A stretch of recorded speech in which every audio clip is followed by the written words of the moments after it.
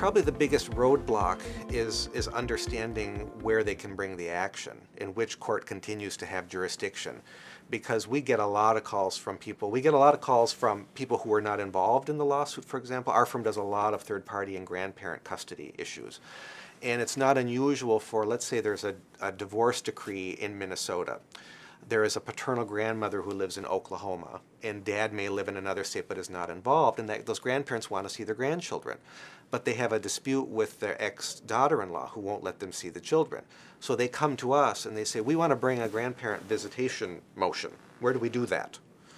And they have to then, we have to get a copy of the divorce decree. We have to analyze very carefully if we're, if that action is governed by the UCCJ and how it will be impacted by this divorce decree.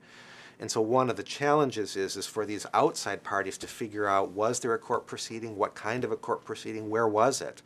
And then how will we bring an action if we want to do it? Do we have to come to Minnesota and do it, or can we do it in Oklahoma? And there are little kind of subtle permutations under the UCCJ that we'll talk about, like emergency jurisdiction, which may get you out of the rule I talked about previously.